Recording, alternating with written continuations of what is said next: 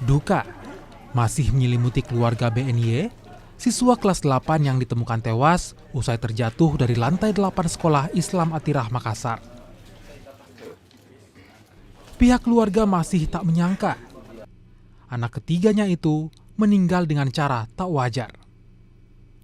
Apalagi selama ini BNY sangat dekat dengan keluarga. Keluarga BNY pun menilai kematian anaknya itu menyisakan kejanggalan. Apalagi pihak kepolisian menyimpulkan sementara bahwa siswa kelas 8 itu meninggal akibat bunuh diri.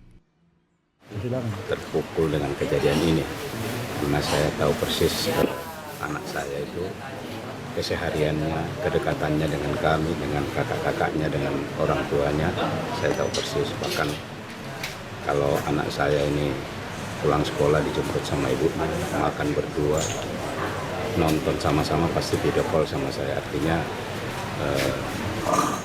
saya masih belum meyakini bahwa kejadian itu terjadi seperti itu.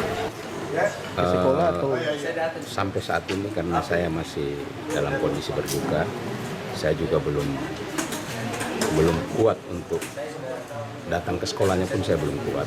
Jadi tentu saya akan berembuk dengan keluarga seperti apa. Tapi tentu harapan kami bahwa kejanggalan-kejanggalan yang menurut kami dan keluarga ini suatu hal yang perlu menjadi pendalaman pihak berwajib, tentu kami akan dorong.